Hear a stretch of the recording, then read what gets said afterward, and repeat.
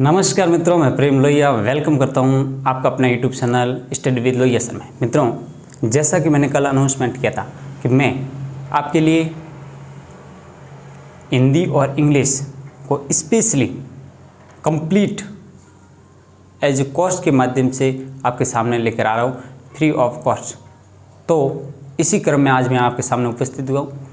और इसके अलावा मैंने बताया था कि जो जीके हैं उसको हम समय समय पर लाएंगे, लेकिन समय अभाव के रहते हम इसको एज यूजुअल है वो कंटिन्यू साथ में करना थोड़ा सा इम्पॉसिबल लगता है। फिर भी टाइम मिलेगा तो उसके अकॉर्डिंग हम इसके बारे में बात करेंगे।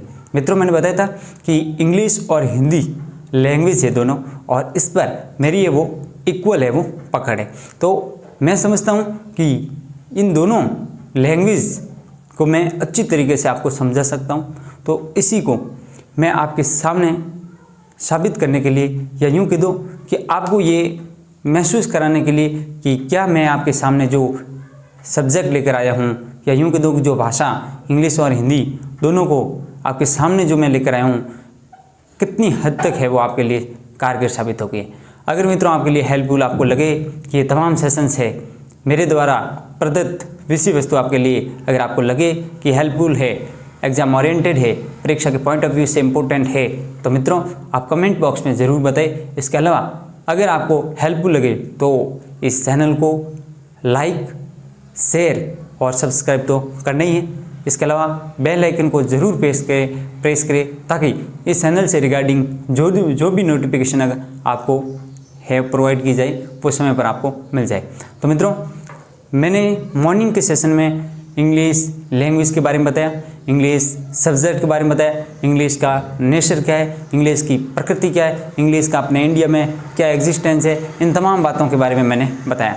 और इसी क्रम में हम आज लैंग्वेज हिंदी के बारे में डिस्कस करने वाले हैं। जैसा कि आप जानते हैं कि हिंदी है वो हमारे इंडिया के अंदर आप यूँ कह सकते हैं राष्ट्रभाषा तो नहीं है, लेकिन राजभाषा का दर्जा दिया गया है। राजभाषा है और राष्ट्रभाषा क्यों नहीं है, इन तमाम सवालों का आंसर देखने के लिए या इन तमाम सवालों का उत्तर ढूंढने के लिए आप मेरे द्वारा पढ़ाया गया एक पहले सेशन समथिंग एक महीना भर पहले मैंने हिंदी भाषा पृष्ठभूमि के बारे में एक टॉपिक करके मैंने डाला था। उसको जाकर आप व्यवस्थित तरीके से देखिए, आपका एक एक डाउट क्लियर हो जाएगा, ऐसी मैं आशा करता हूँ। तो मित्रों, आज मैं आपके सामने बात करने वाला हूँ इसकी जो व्यवस्थित क्लास है वो कैसे कंटिन्यू करेंगे, इसके बारे में बात करेंगे। इसके अलावा मैं एक हिंदी का एक बेसिक इंट्रोडक्शन वो आपके सामने लेकर उपस्थित हुआ हूँ।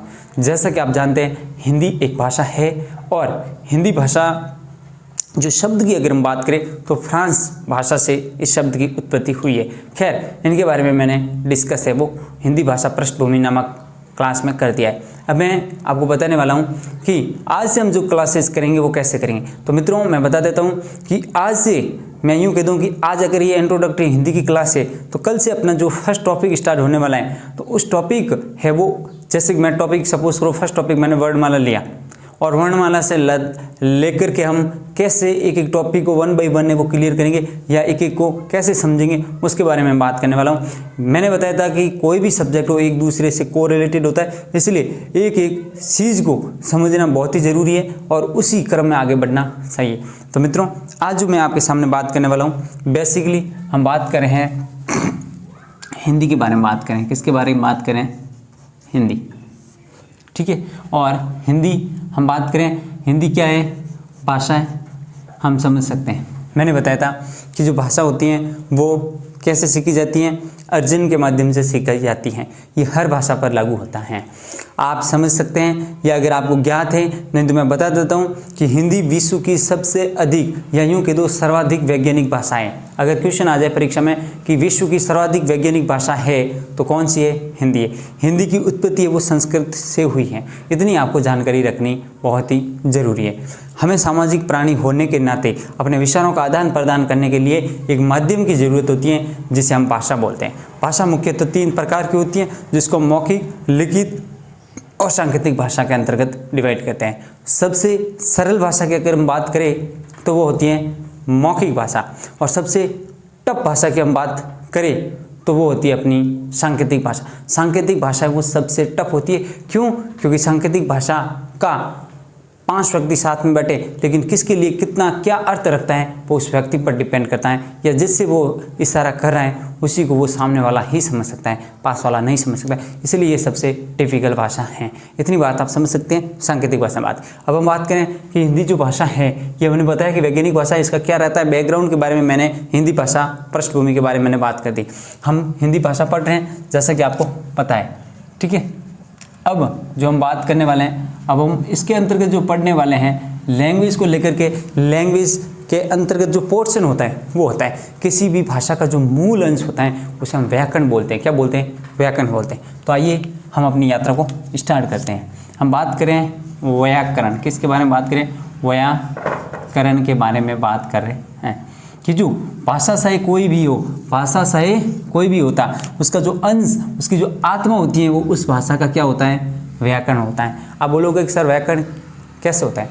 तो कोई भी भाषा है उस भाषा का सही अरेंजमेंट होता है, उसी को हम व्याकरण कहते हैं। व्याकरण एक ऐसा ग्रंथ है, एक ऐसी पुस्तक है, एक ऐसी रचना है, एक ऐसी किताब है जो भाषा को सिस्टमेटिक तरीके से संजोए हुए रहती है, जो भाषा का उपयोग कैसे करना है, उसका शुद्ध उपयोग कैसे करना है, उसका शुद्ध रूप से प्रयोग कैसे करना है, उसको शुद्ध रूप से कैसे उच्चारित करता है, इन तमाम बातों की जानकारी हमें कौन देता है? ये व्याकरण नामक हमें ग्रंथ देता है। क्या तो बात इतनी समझ में आ गई? सर बिल्कुल बात समझ में आ गई। तो हम समझ सकते हैं कि जो व्याकरण है वो किसी भी भाषा का जो मूल, जो यूँ कह सकते हैं कि उस भाषा की आत्मा कह सकते हैं। तो अब बात करते हैं व्याकरण शब्द को लेकर के थोड़ा सा डिस्कस कर देते हैं। तो मित्रों व्याकरण शब्द हैं, इनके अगर मैं खोलने का प्रयास करें तो विधन आदन करण से मिलकर के ये शब्द बनाए। कौन सा? व्याकरण शब्द। किससे बना? विधन आधन करण से बना। अगर पूछे कि व्याकरण शब्द में संधि कौन सी है तो मित्रों इसमें आपके यण संधि है। कौन सी संधि है? यण संधि है। अब सवाल उठता है कि सर यण संधि कैसे? तो विधन आकरण से मिलकर के इस शब्द की रचना हुई है। और कैसे हुई है ये जब संधि टॉपिक आएगा उस समय हम स्पेशली इस शब्द को है वो हाईलाइट करेंगे और एक एक वर्ड को हम समझाने का प्रयास करेंगे। तो हमने बात की कि किसी भी भाषा का मूल है वो व्याकरण होता है। व्याकरण क्या होते हैं? व्याकरण एक ग्रंथ होता है, एक रचना होती है जो उन भाषा का कैसे यूज करना है, उसका उपयोग, उसका सिस्टम के बारे में हमें जानकारी देता है। व्याकरण शब्द विधन आधन करण से मिलकर बना है और इसमें क्या है? यण संधि है व्याकरण शब्द में। इतनी बात आप समझ चुके होंगे, इतनी मैं आशा करता हूँ। ठीक है सर, बात समझ में आ गई।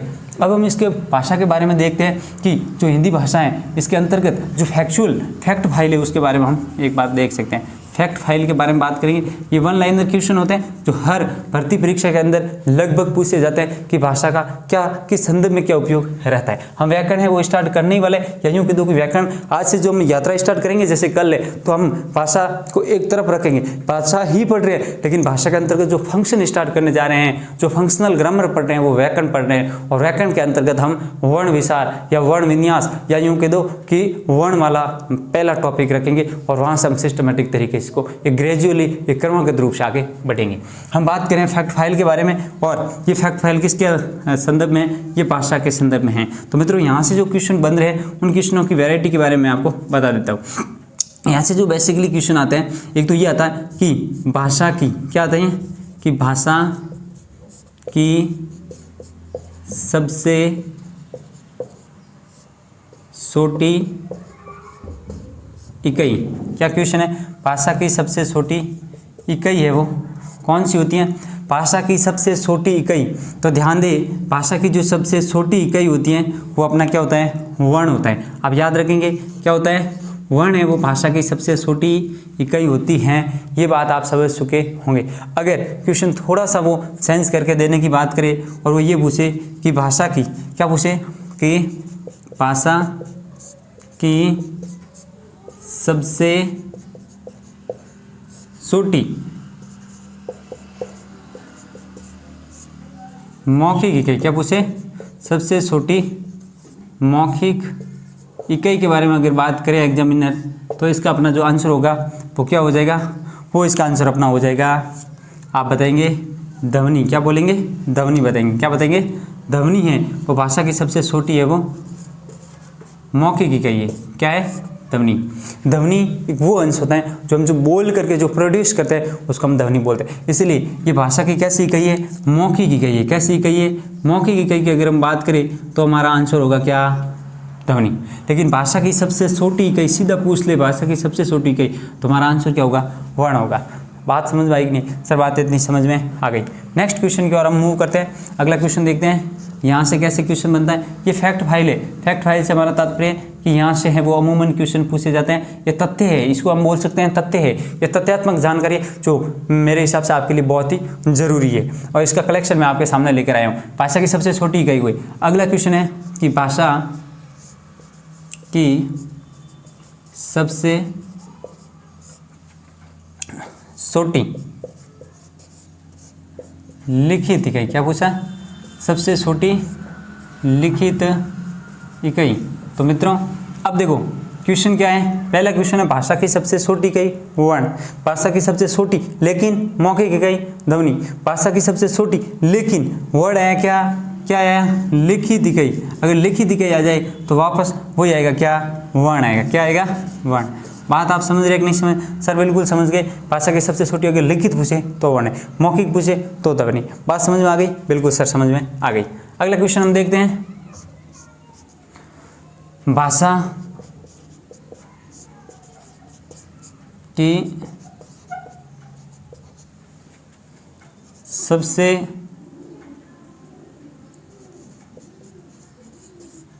छोटी इकाई क्वेश्चन को आप लिख सकते हैं अर्थ के आधार पर। किसके आधार पर? अर्थ के आधार पर। अगर अर्थ के आधार पर भाषा की सबसे छोटी इकाई की बात करें तो मित्रों वो हमारे क्या हो जाएगा? अर्थ के आधार पर हम बात करें तो फिर वो हमारा आंसर शब्द होगा। क्या होगा? शब्द। अर्थ के आधार पर भाषा की सबसे छोटी इकाई है वो शब्द है। कैसे? मैं अभी बताता हूँ। देखो मैंने आपके सामने एक शब्द लिखा है। क्या लिखा? ज, या मैं लिख दूँ क ल स। क्या लिखा मैंने? कलश। कलश का मतलब क्या होता है? कलश का मतलब होता है एक ऐसा इस टाइप का एक जो जग टाइप अपना एक पानी का बर्तन होता है उसको जनरली कलश बोलते हैं, जिसका हैंडल लगा होता है। इसको हम क्या बोलते हैं? कलश बोलते हैं। तो इस कलश सलक ये एक अपने आप में शब्द है या नहीं, इसकी जानकारी के लिए हम इस शब्द को थोड़ा सा इसका जो वर्णों का जो अरेंजमेंट है उसको हम चेंज करने का प्रयास करते हैं। तो मैंने कलश की जगह मैंने लिख दिया क्या लिख दिया? स ल क। क्या इस सलक का कोई मतलब होता है? आप बताएंगे कि सर इसका कोई मतलब नहीं होता है। तो इस कलश का मतलब होता है, सर इसका मतलब होता है कि एक ऐसा पात्र जिसके अंदर पानी है वो रखा जाता है या जिसका उपयोग है वो पूजा पाठ के दौरान किया जाता है, उसको हम कलश बोलते हैं। क्या बोलते हैं? कलश। तो आप बात एक समझ रहे होंगे कि शायद जो शब्द है या यूँ कि दो जो वर्ण है वो समान है लेकिन उसका अरेंजमेंट सही नहीं है। मैंने क्या बताया था कि जो व्याकरण होती हैं वो वर्ण, शब्द और वाक्य इन तीनों का कॉम्बिनेशन होता है। इन तीनों का जो निचोड़ या इन तीनों का जो संयोजन होता है उसी को व्याकरण बोलते हैं। लेकिन इनका उपयोग है वो भी एक व्यवस्थित क्रम में होना बहुत ही जरूरी है। यहाँ कलश शब्द है जो कि अपने आप में सही शब्द दे रहा है, इसलिए मैंने बताया कि भाषा की सबसे छोटी इकाई अर्थ के आधार पर यानी कि अर्थ दे। अब कलश शब्द बिल्कुल अर्थ दे रहा है कि इसका मतलब क्या होता है? पर्टिकुलर किसी के लिए रूट शब्द हो चुका है, इसका मतलब ये अर्थ दे रहा है, लेकिन ये सलक नहीं अर्थ दे रहा है। हालांकि यहाँ से मैंने तीनों शब्द लिए, स लिया, ल और क लिया, इसको लिया। इसके अलावा थोड़ा सा मैं और लेना चाहूँ तो देखो मैं इसको यहाँ से 20 में से मैं ल ले लिया, फिर मैंने क ले लिया, फिर मैंने स लिया, लक्कस। ये कोई शब्द नहीं है। तो इसका मतलब ये हुआ कि वर्ण है उनका सही अरेंजमेंट होना बहुत ही जरूरी है। तो इस चीज़ को हम समझ चुके हैं कि भाषा की सबसे छोटी इकाई है, अर्थ के आधार पर है वो शब्द है। बात समझ में आ रही कि नहीं आ रही? आगे बढ़ते हैं। भाव या भावार्थ। क्या बोला मैंने? भाव या भावार्थ। भाव या भावार्थ का मतलब होता है कि एक ऐसी पर्टिकुलर एक ऐसा सेंटेंस या यूं कह दो एक ऐसा पैराग्राफ जिसके अंतर्गत आप जो पढ़ रहे हैं उसे आपको कुछ फील हो, आप उसको मेन जो थीम है उसको आप समझ पाए तो उसको भाव बोलते हैं। क्या बोलते हैं? भाव बोलते हैं। तो भाव या भावार्थ के आधार पर, भाव या भावार्थ के आधार पर भाषा की सबसे छोटी इकाई। क्या बोला मैंने? भाव या भावार्थ के आधार पर भाषा की सबसे छोटी इकाई। ये क्या हो जाएगा? इसका आंसर हो जाएगा अपना वाक्य। क्या हो जाएगा? वाक्य। वाक्य है ये भाव या भावार्थ के आधार पर है वो भाषा की सबसे छोटी इकाई होती है। शब्द है, शब्द से पूरा भाव नहीं समझ में आएगा। मैं दिल्ली जा रहा हूँ, ये अपने आप में पूरा का पूरा भाव दे रहा है। मैं एक शब्द है अपना आप में, देखना मैं क्या है, अपना आप में शब्द है, एक पर्टिकुलर शब्द एक के लिए हो, जा रहा हूँ। अब जा रहा हूँ, अब जा रहा हूँ ये भी कोई वाक्य नहीं, ये एक फ्रेज है, आप इसको कह सकते हैं वाक्यांश। क्या बोलेंगे?